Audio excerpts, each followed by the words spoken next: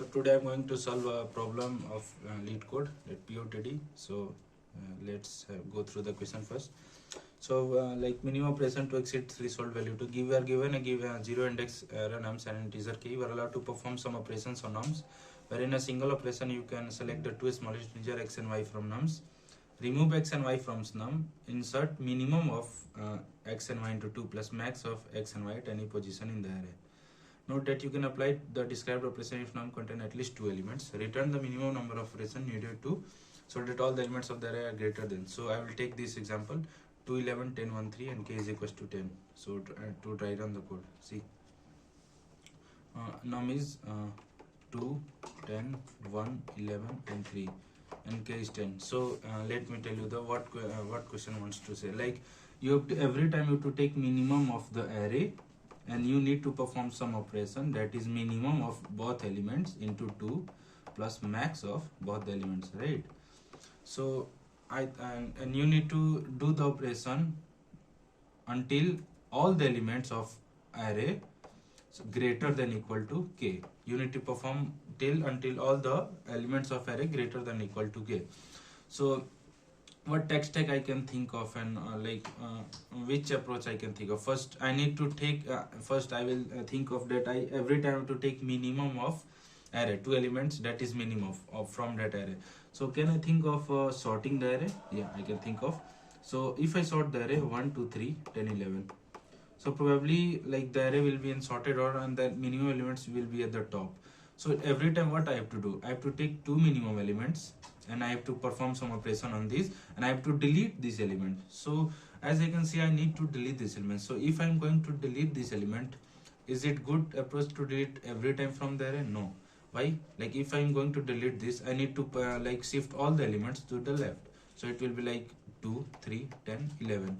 And again I delete this, it will be 3, 10, 11. So it is not that much efficient if I am going to delete every time. So what another thing can I think of? Like every time I have to take minimum, right, from the array. So can I think of priority queue? What priority queue does? Like it will either take minimum or max at the top. If it is a min heap, it will take minimum at the top, or if it is a max heap, it will take max element at the top. So can I do this? Yeah, I can do this. So I will take create a priority queue. So I will insert all these elements. So how it will be? So if I insert the element, like array was what, 2, 10, 1, 11 through. So at 1, 2, 3, 10, 11. So if I inserted all the elements to the priority queue, it will be like 1, 2, 3, 10, 11. Okay. So what I have to do after putting all the elements in the priority queue? I have to take minimum, right? Minimum. So minimum will be what? At the top. So because it is a min heap, all the elements which are minimum will be at the top. So can I fetch this? Yeah, I can fetch this using top. There is a functionality at priority queue top where you can fetch element from the top of the priority queue. So I have declared priority queue int, and that is pq, right? And I have put all the elements on the priority queue. So at first element will be pq.top. Okay. So if I want to fetch the another element, can I fetch it directly? No. Priority queue doesn't provide you the functionality to fetch all the elements concurrently. You need to pop this element. So it will be pop, as I said, you need to pop the two smallest element and then you can perform those operations. So first I have taken in x, another I have taken in y, and I have popped this element. So the new priority queue will be what? It will be popped out, 1 and 2 will be gone. And then I have to perform some operation like the new number will be generated as minimum of x and y which I popped up into 2 plus max of x comma y. So the value which will come from this, I will again I have to put into the array. So instead of putting into array, I can put in the priority queue. So like the value I got is 7, assume.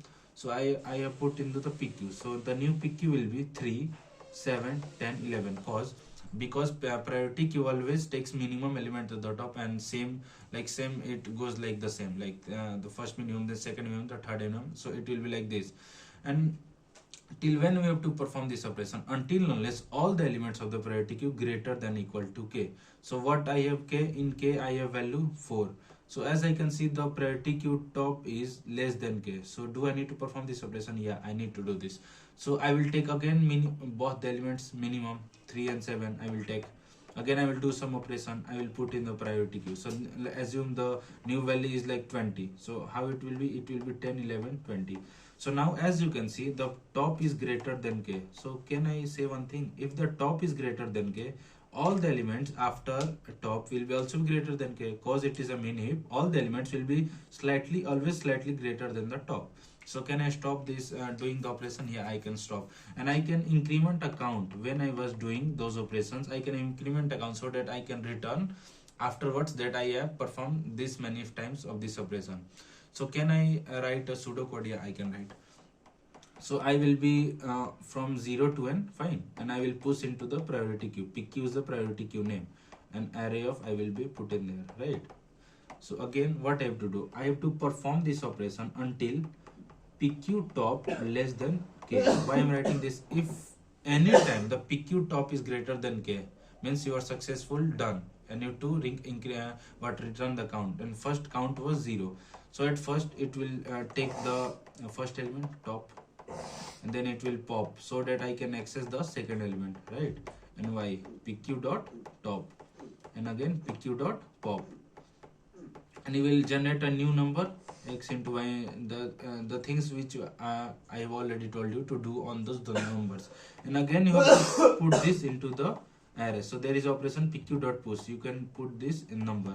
As question has said, you need to again like put the number which you have gotten after performing some operation. You need to also increment the counts. That will show you how many times you have done this. And after incrementing all this and performing all the operation, you can return count.